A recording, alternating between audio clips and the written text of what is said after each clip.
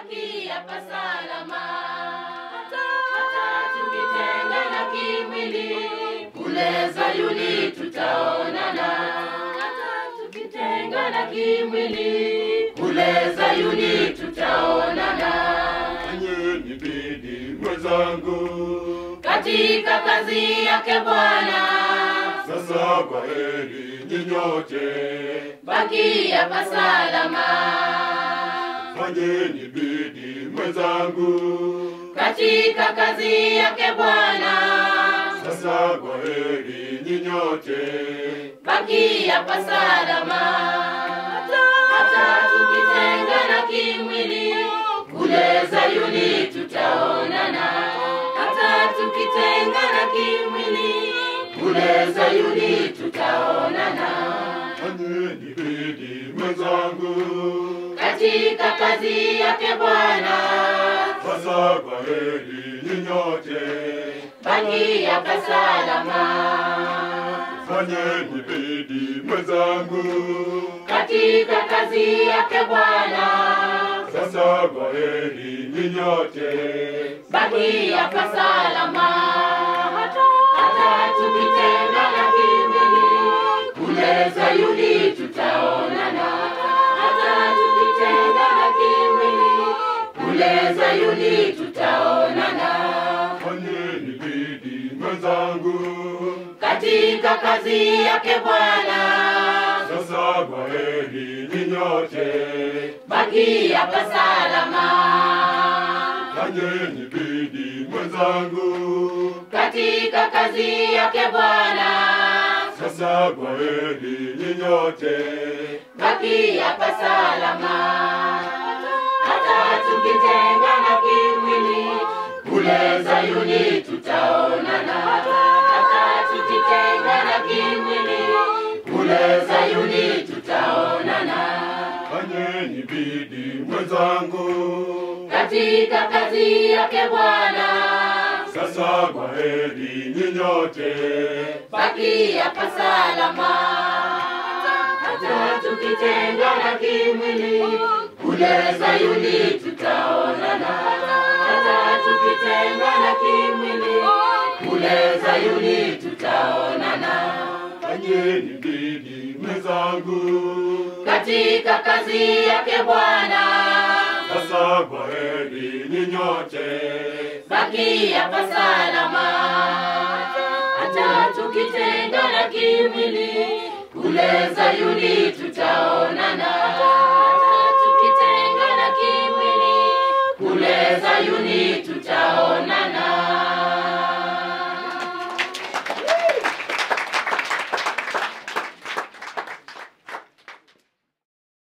Salutations à vous tous, et j'espère que vous passez une merveilleuse fête des tabernacles. Nous nous réunissons tous dans différents sites de la fête de par le monde. Et tandis que nous adorons Dieu ensemble et que la parole de Dieu nous est enseignée, nous apprenons tous en tant que frères et sœurs à nous connaître. Cette année, nous vous faisons un don spécial à travers ce film de la fête. Nous vous offrons l'occasion de faire connaissance avec nos frères et sœurs dans une région du monde que beaucoup d'entre nous n'ont jamais visitée. Cette région est proche et chère à mon cœur depuis l'époque où je servais au Royaume-Uni et en Europe, et lors de mes nombreux voyages depuis. Cette région est l'Afrique. Nous avons des frères et sœurs sur tout le continent africain, et c'est une région gigantesque. Dans ce film, nous aimerions vous donner l'occasion de mieux connaître nos frères et sœurs là-bas. Nous voulons aussi vous donner un aperçu de ce qui se passe en fait dans l'œuvre de Dieu en Afrique depuis des décennies. Pour guider notre visite dans l'œuvre de l'Église du Dieu vivant en Afrique, j'aimerais vous présenter un homme avec qui je travaille depuis fort longtemps et qui a passé de nombreuses années à servir nos frères et sœurs en Afrique, Monsieur Peter Nathan. Bonjour mes frères et sœurs, où que vous célébriez la fête des tabernacles de l'Éternel cette année. Bienvenue, ou comme on dirait en Swahili, Karibu Sana. J'aimerais vous donner un aperçu, une vue d'ensemble du travail réalisé sur le continent africain. Il s'agira pour partie d'une leçon de géographie. Peut-être que la meilleure façon d'introduire le sujet de l'œuvre de Dieu en Afrique au cours du dernier demi-siècle, c'est celle de vous emmener au Kenya, la même où M. Armstrong prit la parole en juin 1975. Actuellement, je me tiens devant l'emblématique centre de conférence Kenyatta dans le centre-ville de Nairobi, au Kenya. En juin 1975, à cet endroit précis derrière moi, M. Armstrong prêcha l'évangile du royaume de Dieu à venir à quelques 1500 Kenyans lors de 3 soirées consécutives. Aujourd'hui, je suis accompagné de 3 hommes qui faisaient partie de l'auditoire à cette occasion. Nous avons Thomas Ketenji, en fauteuil roulant. Nous avons son pilote préféré, Pascal Boroki. Et enfin, Stephen Mugambi. En 1975, ils voyagèrent quelques 300 km depuis chez eux sur les pentes nord du mont Kenya pour venir entendre M. Armstrong lors de ces 3 soirées. Ils forment toujours le noyau de la congrégation de Kibiricha, dans le district de Meru au Kenya, servant fidèlement leur Dieu quelques 47 ans plus tard. My name is Thomas Kezenji, one of the members in Kibiricha Living Church of God. And what I can confirm to brethren at this feast is that when the word of God goes out, it doesn't go empty, because since I was called back in 1975, I'm still in God's church and still growing in grace and knowledge of our Lord Jesus Christ because of the teachings, literature, and whatever God has provided for His people to learn from. Those who are hearing God's word, let's persevere and be in God's church waiting for the coming of Christ. En vous présentant l'Afrique, j'aimerais me concentrer sur la promesse faite dans Ésaïe chapitre 55, dans le contexte plus large de l'Afrique et de ce que notre Père accomplit là. C'est une promesse merveilleuse qui se trouve dans Ésaïe chapitre 55, versets 10 et 11. Elle est représentée sous forme de pluie et d'abondance des récoltes, ce que les Africains comprennent fort bien. Notre Père utilise cette métaphore pour décrire comment sa parole est productive. Comme la pluie et la neige descendent des cieux et n'y retournent pas sans avoir arrosé, fécondé la terre et fait germer les plantes, sans avoir donné de la semence au semeur et du pain à celui qui mange, ainsi en est-il de ma parole qui sort de ma bouche. Elle ne retourne point à moi, sans effet, sans avoir exécuté ma volonté et accompli mes desseins. Je vous pose une question. Comment Dieu dispense-t-il la parole qui sort de sa bouche? La prédication de M. Armstrong au Kenya est un exemple. Notre Père se sert de nous, vous et moi, de simples êtres humains, pour prêcher son évangile, qui produit encore à ce jour beaucoup de fruits dans une grande partie de l'Afrique. Mais voyons le continent africain pour commencer. L'Afrique représente une immense masse terrestre. Elle n'est pas vraiment bien représentée sur les surfaces planes de la map monde que nous utilisons si fréquemment.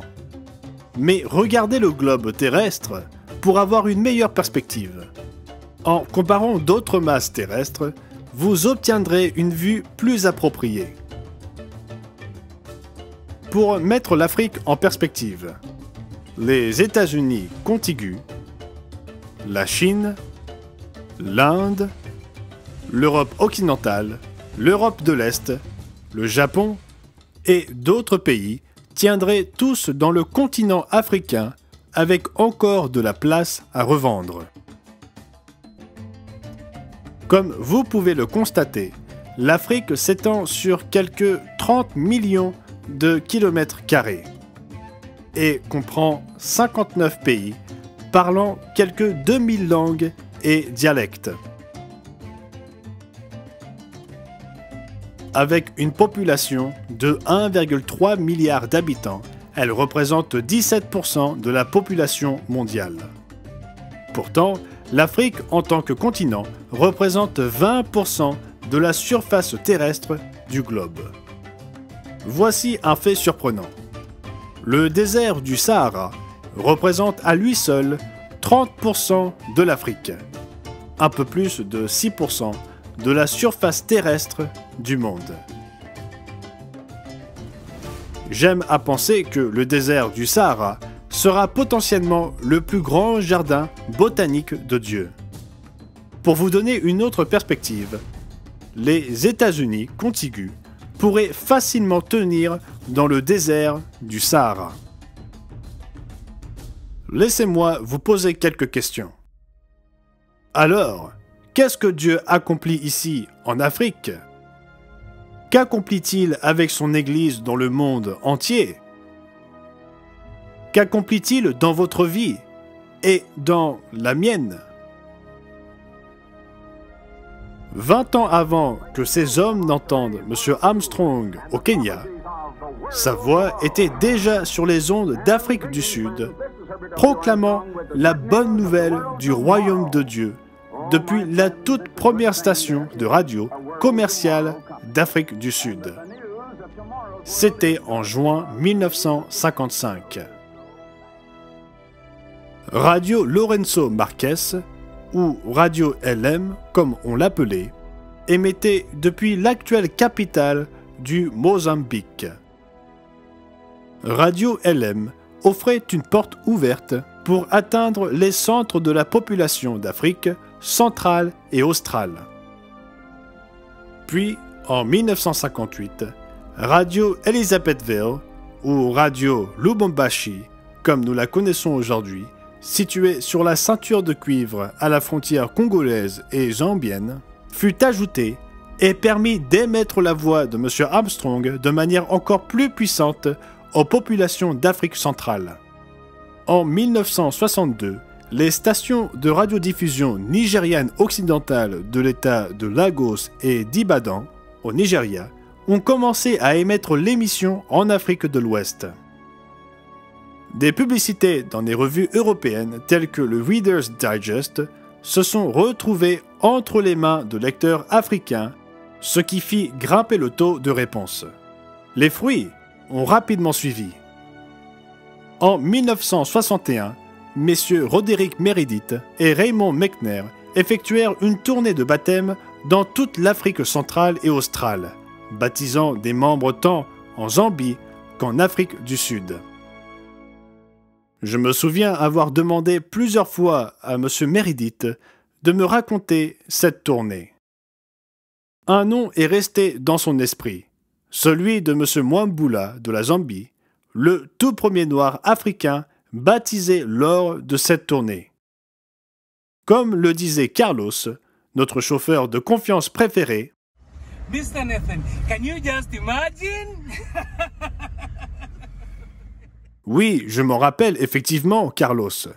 J'ai même eu le privilège de rencontrer M. Mwambula lors d'une visite en Zambie en 1976, soit 15 ans plus tard. Il était difficile d'imaginer qu'un début aussi humble produirait autant de fruits. M. Meredith se réjouissait de voir un Africain solitaire faire partie de l'Église de Dieu. En mars 1963, un bureau fut ouvert à Johannesburg pour gérer les réponses suite aux émissions radiophoniques et prendre soin des membres avec une congrégation commencée à Johannesburg et ensuite à Durban. L'Afrique du Sud est devenue un point d'ancrage et un tremplin vers le reste de l'Afrique anglophone. Le Botswana, la Namibie, le Zimbabwe, le Malawi, l'île Maurice, le Kenya, la Zambie. Le bureau sud-africain fut puissamment utilisé pour permettre à la parole de continuer à sortir de la bouche de Dieu vers le sud, le centre et l'est de l'Afrique, et continue à fournir ce soutien jusqu'à ce jour. Simon Muthama, pasteur de secteur à Nairobi, nous fait part de cette croissance de l'Église au Kenya, en Tanzanie et en Ouganda. Greetings, brethren, wherever you are in the world. My name is Simon Muthama. I pastor the Living Church of God in Kenya, Uganda, and Tanzania. I wish to let you know the growth of the church since 2005. Since that time, we had 50 brethren in attendance. Today, 2002, we have 457.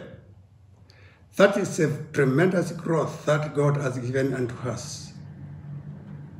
So we thank the headquarters that they continue providing us with the material that we may continue growing and prosper. May God bless you all and have a wonderful Feast of Tabernacle 2002. Kwaheri ya kuonana. Les réponses de l'Afrique de l'Ouest étaient traitées à l'époque par le Royaume-Uni. Ce n'est qu'au début de 1971 que nous avions pu faire une tournée de baptême dans la région. Les personnes qui répondaient aux émissions radiophoniques et à la pure vérité devaient compter sur la correspondance personnelle, le courrier postal, comme nous l'appelons. Personne n'avait de téléphone portable et Internet n'existait pas encore. Nous attendions et prions pour que Dieu permette la croissance. Cette première tournée de baptême en 1971 ne put se faire qu'au Ghana et au Cameroun. Le Nigeria, alors en proie à la guerre civile, dut attendre 1973 pour qu'une tournée de baptême soit autorisée dans ce pays. C'était dangereux et difficile. Néanmoins, quelques abonnés nigérians déterminés traversèrent 3 frontières de l'est du Nigeria au Ghana pour rencontrer le ministère afin de se faire baptiser. Voyager en Afrique par la route était éreintant. Les routes étaient étroites et criblées d'ornières. Les bus, les matatus, taxis collectifs, et les taxis de place étaient bondés de personnes et parfois d'animaux, tous sans climatisation. Et aujourd'hui, les voyages ne sont pas si différents. Indépendamment des défis, la parole de Dieu va de l'avant, produisant du fruit. Mais ce que nous avons vu n'était pas tout ce qui se passait. Lors d'une conférence ministérielle en mars dernier, M. Richard Ames a fait une déclaration pertinente sur la façon dont Dieu travaille. Nos modestes efforts sont démultipliés parce que le Christ opère d'une manière que nous ne soupçonnons même pas, en atteignant toutes sortes de personnes dans divers pays du monde. C'est donc fort encourageant. Et cela me rappelle tout simplement la promesse de Matthieu chapitre 28 où Jésus dit « Tout pouvoir m'a été donné dans le ciel et sur la terre. Allez, faites de toutes les nations des disciples et prêchez l'Évangile au monde en tant que témoignage. » Pourquoi ce commentaire de M. Ames est-il si important? Laissez-moi vous donner 2 exemples de la façon dont cela s'est produit en Afrique. Parallèlement au travail que M. Armstrong commença avec les émissions radiophoniques, il y eut également les efforts d'un de ses contemporains, M. Andrew Duggar. Si vous lisez l'autobiographie de M. Armstrong, il y fait mention de M. Andrew Duggar. C'était l'un des rares dirigeants au sein de l'Église de Dieu du 7e jour qui s'identifiait avec l'œuvre que Dieu accomplissait par l'intermédiaire de M. Armstrong. Comme ce dernier, il était profondément engagé dans la prédication de l'Évangile au monde entier. Mais contrairement à M. Armstrong, il n'était pas un homme de médias, mais plutôt un homme de lettres. Au début des années 1950, il émigra des États-Unis en Israël, où il y établit l'Église de Dieu de Jérusalem du 7e jour, croyant qu'il devait prêcher la bonne nouvelle à partir de Sion. L'Afrique de l'Est et l'Afrique centrale étant relativement proches de Jérusalem, elles sont devenues un terrain propice pour sa littérature. Il est décédé en 1975 à l'âge de 89 ans. Par la suite, les congrégations qui furent établies au Kenya et dans d'autres régions se séparèrent à cause de rivalités intertribales. Et le siège central cessa de fournir un leadership et des enseignements à ses frères et sœurs africains. Au cours des 2 dernières décennies, nous avons constaté que de nombreux groupes et anciens de l'Église de Jérusalem du 7e jour gravitent autour de nous. Au Kenya, Ephraim Abok était un surintendant de district pour le Kenya occidental dans l'Église de Dieu de Jérusalem du 7e jour. Ephraim avait grandi dans un environnement ayant de fortes attaches avec les adventistes du 7e jour, mais à cause de la confusion qui régnait au sein du christianisme, il aspirait à devenir musulman. Jusqu'à ce qu'il entende un message donné dans sa communauté sur les fêtes de Dieu. C'est ce qui l'attira vers l'église de Jérusalem du 7e jour. Par la suite, M. Abok, avec 7 anciens locaux et des congrégations totalisant plus de 300 personnes, nous sollicitèrent et rejoignirent l'église du Dieu vivant. Aujourd'hui, Ephraim Abok est pasteur de secteur de l'église du Dieu vivant. Il vit actuellement à Kendu Bay, sur les rives du lac Victoria. Il décrit son premier contact avec l'église de Jérusalem du 7e jour. I had my first contact with the Jerusalem Church of God Seventh Day in December 1978. I listened to a presentation from a man about the feast day of God. He gave me literature like this magazine. This is a magazine called Judah. I still have this copy from 1975. After reading and I listened to them, I was crying. It was the same Bible, but I saw a new information. I felt that God was calling me, so I went to attend the Passover in 1979. I was baptized before the Passover and took the Passover. I was rejected by my own congregation, by my own church in the building that I own, but I continue to learn and keep the festivals. 1986, I was ordained a pastor in Jerusalem Church of God Seventh Day, founded by Andrew Dagger.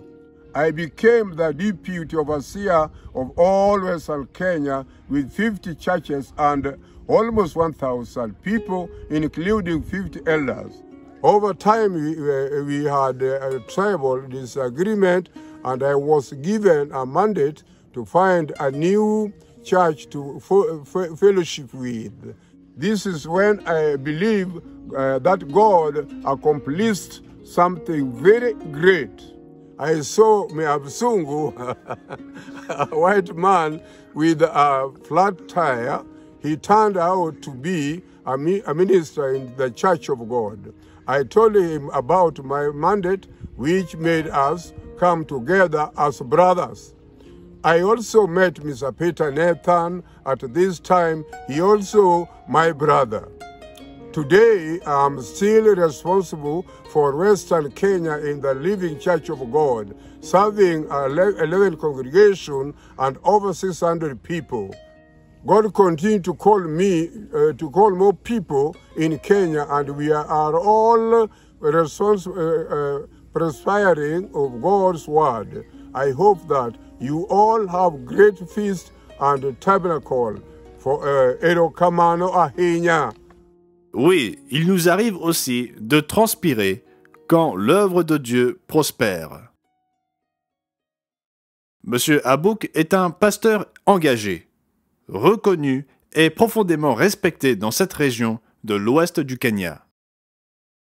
Au cours des 2 dernières décennies, j'ai rendu visite à Monsieur Abok et à sa famille et j'ai appris à respecter profondément son dévouement et son adhésion au chemin de vie divin. Plus au sud, au Burundi francophone, un membre de l'église de Jérusalem du 7e jour s'est mis en quête de trouver la vérité. Il est à présent un ancien local de l'église du Dieu vivant. Juvenal Karibwami parle couramment le Kirundi, la langue locale des peuples du Burundi, ainsi que le français, l'anglais, le swahili et le roumain, car il a fait des études universitaires à Bucarest, en Roumanie. Après Juvenal, 2 autres anciens locaux de l'Église de Dieu de Jérusalem du 7e jour nous sollicitèrent. Ils célèbrent la fête avec nous depuis 2016. Et en 2021, nous avons pu organiser des sites de fête au Burundi dans leur propre région. Par la suite, de nombreux autres anciens locaux et congrégations demandèrent à se joindre à nous. Il est intéressant de noter que Juvenal Karibwami connaissait la plupart de ses dirigeants dans l'Église de Dieu de Jérusalem du 7e jour. Il faut ajouter que ce ne sont pas toutes des personnes provenant de l'Église de Jérusalem du 7e jour qui cherchèrent à se joindre à nous. Des divisions se sont produites au sein de cette entité, séparant d'anciennes congrégations et même des membres de la famille. Ceux qui nous rejoignirent étaient convaincus de la décision qu'ils avaient prise. Désireux d'approfondir leur connaissance du plan divin et croître dans la compréhension. Certes, ces personnes entendirent la parole de Dieu d'une source différente, mais elles reconnurent également le message que nous enseignons et cherchaient un leadership et des conseils spirituels afin de pouvoir croître dans la grâce et la connaissance de Jésus-Christ, comme Pierre l'indique. Je vais laisser M. Rhys Ellis présenter la remarquable façon dont Dieu œuvre d'une manière que nous ne comprenons pas toujours. M. Ellis supervise les congrégations francophones à travers l'Afrique. Il a une histoire très intéressante à partager avec nous. Merci M. Nathan et bonjour à tous les membres du monde entier en vous souhaitant à tous une fabuleuse fête. Il y a environ 3 ans, j'ai rencontré Eli, un jeune homme à Lomé au Togo, un pays situé à l'est du Ghana, sur la côte ouest de l'Afrique. Au cours de notre conversation, il mentionna que le nom de son église était Église du Dieu vivant, exactement le même nom que celui de nos congrégations dans les régions francophones. Lorsque le jeune homme Eli mentionna le nom de M. Armstrong, vous pouvez imaginer ma stupéfaction. Je devais rencontrer leur leader qui espérait une telle rencontre. Le lendemain, nous avons donc voyagé pendant 6 heures vers le nord jusqu'à Badou, sur les hauts plateaux du Togo. C'est là que j'ai rencontré Jérémy, directeur d'école et superviseur des congrégations francophones du Togo et du Bénin. Il m'a parlé des origines de l'Église. Le fondateur était un catholique romain qui, en 1965, ayant reçu un exemplaire de la pure vérité, entama la lecture des revues et des brochures, ainsi que l'étude du cours de Bible par correspondance. Francis Oyer, fils du fondateur, m'a donné plus de détails sur ce qui s'était passé avec son père. Son père communiquait souvent par courrier avec notre département de correspondance personnelle, croyant qu'il recevait ses réponses directement de M. Armstrong. Il voulait vraiment comprendre la parole de Dieu. En 1967, il commença une église au Ghana en prêchant à partir de notre ancienne littérature. Il écrivit à M. Armstrong et suggéra que M. Armstrong prenne en charge la congrégation qu'il avait formée, ce à quoi il lui fut répondu que s'il avait une congrégation de 50 personnes qui versaient fidèlement la dîme, il n'aurait pas besoin de soutien. Encouragé par cette réponse, cette congrégation s'étendit au Togo et au Bénin voisins au cours des années suivantes. Ils basèrent leurs enseignements sur ce qu'ils avaient appris de M. Armstrong. Aujourd'hui, ce groupe a une assistance reconnue d'environ 1500 personnes chaque sabbat, soit 500 au Ghana et 1000 autres au Togo, avec quelques personnes au Bénin et, plus intéressant, au Burkina Faso, qui est un pays musulman. Nous leur fournissons à présent de la littérature en anglais et en français pour leur permettre de poursuivre la prédication de l'Évangile dans leur région du monde. nous avons parlé principalement de la prédication de l'Évangile en anglais. Et nous avons fait quelques incursions dans les régions francophones comme le Burundi et le Togo. Mais voici un fait intéressant. Saviez-vous que l'Afrique représente plus de 70% de la population francophone totale du monde? On estime qu'il y a plus de 150 millions de francophones en Afrique. Il existe donc une grande opportunité en français sur ce continent. En fait, l'une de nos plus grandes congrégations en Afrique est francophone, Kinshasa, au Congo, avec une assistance de plus de 100 personnes. La croissance dans ce domaine s'est faite essentiellement par le bouche à oreille. Les Africains francophones entendirent M. Dibar Apartian à la radio ou découvrir la revue en France, voire dans d'autres pays européens. Et tout comme ceux qui répondirent à Andrew Duggar au Burundi et au Congo, ils nous sollicitèrent afin d'obtenir un leadership spirituel. Aujourd'hui, nous avons d'autres opportunités de prêcher l'Évangile. Laissez-moi vous donner un exemple tout à fait récent qui m'a été communiqué juste avant que nous enregistrions ce film. Notre tableau blanc intitulé « Les trois cieux dont parle la Bible », traduit en français, a généré un nombre très respectable de 34 000 vues au cours des 2 premières semaines de diffusion sur YouTube.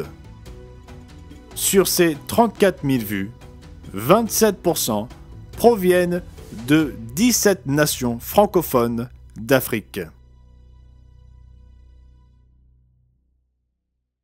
Dieu nous a donc donné les outils et les ressources nécessaires pour participer à l'accomplissement de la grande mission décrite dans Matthieu chapitre 28 et au verset 18.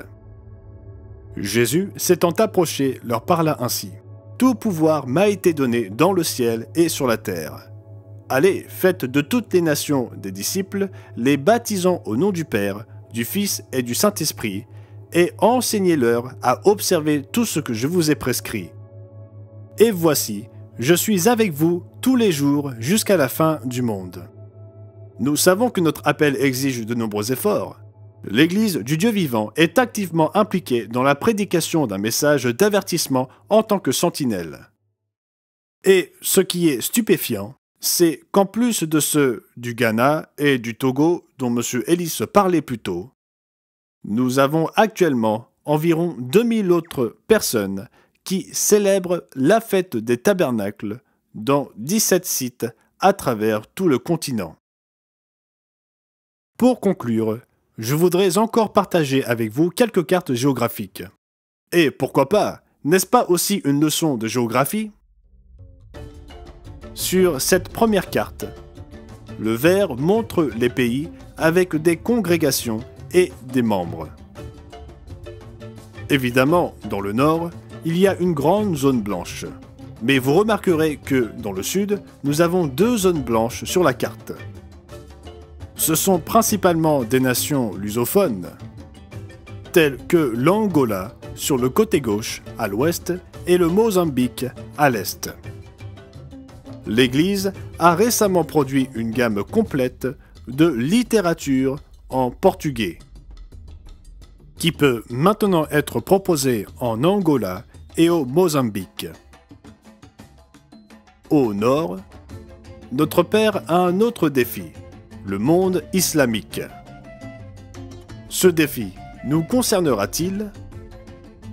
Si l'Évangile doit être prêché au monde entier, il doit y avoir aussi un témoignage pour le monde islamique. Nous avons déjà des membres originaires d'Égypte, du Sénégal et d'autres nations islamiques dans diverses congrégations en Europe et ailleurs. Mais quelle est l'ampleur du témoignage que notre Père souhaite que nous rendions à ces nations? Étonnamment, notre Père semble appeler certaines personnes au Burkina Faso, un État essentiellement islamique. Pourquoi est-ce étonnant? Le Burkina Faso est une société diversifiée sur le plan religieux, l'islam étant la religion dominante. Selon une estimation récente du centre de recherche Pew, près de 63% de la population adhère à l'islam.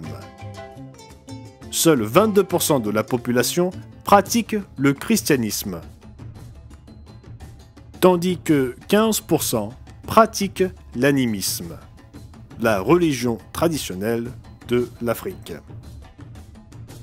Au nom des membres de l'Église en Afrique, je tiens à vous remercier tous pour votre soutien continu, vos prières et votre générosité envers l'Église du Dieu vivant. J'espère que cet aperçu avec la leçon de géographie vous a été utile et fort inspirant. Que faisons-nous aujourd'hui pour répandre la parole de Dieu? Eh bien, nous diffusons l'émission du Monde de demain sur plusieurs chaînes de télévision, au Cap et en Ouganda. Nous diffusons une version radiophonique de l'émission dans le nord de l'Ouganda. D'anciennes émissions en français sont réadaptées dans les langues locales au Togo et au Cameroun. En Afrique du Sud, nous menons une campagne publicitaire très réussie sur Facebook pour attirer de nouveaux abonnés en anglais et en afrikaans, dont les résultats sont étonnants. Internet, comme je l'ai décrit précédemment avec YouTube, est également un moyen efficace pour les gens d'établir un contact avec nous dans toute l'Afrique, en particulier grâce aux smartphones et aux appareils portables. La parole de Dieu, avec son message de l'Évangile, a été diffusée sur tout le continent africain au cours de ces dernières décennies et continue de l'être aujourd'hui. Elle a porté du fruit et elle continue à en porter. J'ai donné une sermonnette au Ghana lors de ma première visite en août 1977. Vous savez à présent depuis combien de temps je viens en Afrique. Ma sermonnette était centrée sur Ésaïe 55, verset 11, que nous avons examiné plus tôt. Aujourd'hui, 45 ans plus tard, la promesse de ce verset résonne plus fort que jamais sur toute la superficie du continent africain. Mais pour l'instant, et durant ce temps spécial qu'est la fête des tabernacles, alors que nous cherchons l'Éternel pendant qu'il se trouve, nous pouvons nous réjouir ensemble tout en louant et glorifiant le Père céleste pour le précieux appel qu'il a octroyé à chacun d'entre nous. Alors, qu'est-ce que le Père accomplit en Afrique? Qu'accomplit-il pour l'Église dans le monde entier? Qu'est-ce qu'il accomplit dans votre vie et dans la mienne? Ésaïe fut inspiré pour écrire au sujet de la proclamation de l'Évangile. Au chapitre 55 et au verset 11, il fit une déclaration intéressante. « Ainsi en est-il de ma parole qui sort de ma bouche. Elle ne retourne point à moi sans effet, sans avoir exécuté ma volonté et accompli mes desseins. » Dieu continue de répandre sa parole sur tout le continent africain. Il y a beaucoup à en attendre. Une grande œuvre reste encore à accomplir. La parole de Dieu exécutera la volonté du Père. Mais permettez-moi de me focaliser sur ce verbe exécuter qui est utilisé dans nos traductions en français. Il s'agit du même verbe en hébreu utilisé pour la première fois dans Genèse chapitre 1 et au verset 7. Mais là, le verbe a été traduit par « faire ».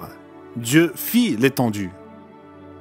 Au verset 26 de Genèse chapitre 1, nous voyons que nous devions être faits à l'image et à la ressemblance de Dieu. Nous avons été faits physiques. Notre Père accomplit quelque chose en nous. Pas physiquement cette fois-ci, mais spirituellement, pour que nous puissions faire partie de sa famille. Que permettons-nous à notre Père de réaliser, d'accomplir dans notre vie? Nous avons reçu des oreilles pour entendre et des yeux pour voir, grâce à la puissance de son Saint-Esprit. Nous sommes à la fête des tabernacles et nous célébrons l'avènement du royaume de Dieu, qui représente le futur gouvernement de Dieu ici-bas. Nous espérons que vous aurez apprécié ce petit aperçu d'un travail gigantesque et d'une opportunité que notre Père continue de mettre en place. C'est un honneur pour nous tous d'être dans l'Église de Dieu, de faire partie de son œuvre. Merci de toutes vos prières. Vous savez à présent que notre Père les exauce. Donc, une fois de plus, au nom de vos frères et sœurs de toute l'Afrique, je vous souhaite une réjouissante et joyeuse fête des tabernacles. Kwaheri, comme on dit en Swahili. Merci, Monsieur Nathan, pour cet aperçu inspirant et utile sur ce que Dieu accomplit en Afrique. Nous sommes vraiment un seul et même corps, peu importe d'où nous venons, la langue que nous parlons ou la culture à laquelle nous appartenons. Quelle merveilleuse opportunité d'en savoir un peu plus sur nos frères et sœurs en Afrique. Quand nous pensons à la signification des jours que nous observons, mes frères et sœurs, il ne faudra pas longtemps avant que ces lieux lointains ne semblent plus si lointains. Lorsque nous serons dans le royaume de Dieu en tant que roi et sacrificateur, nous servirons les gens partout de par le monde. Il est fort probable que les membres australiens, américains, canadiens, européens ou d'autres parties du monde ne rencontrent jamais au cours de cette vie certains des frères et sœurs que nous venons d'entrevoir à l'écran. Mais nous travaillerons main dans la main sous la direction du Christ en tant que membres du royaume de Dieu. Réjouissons-nous tous ensemble de cette bonne nouvelle. Dieu appelle des hommes et des femmes du monde entier. D'ores et déjà, nous participons à cet effort d'amener de nombreux fils et filles à la gloire tout en préparant la voie devant le Fils de Dieu pour qu'il revienne établir son royaume ici-bas. Que Dieu hâte ce jour.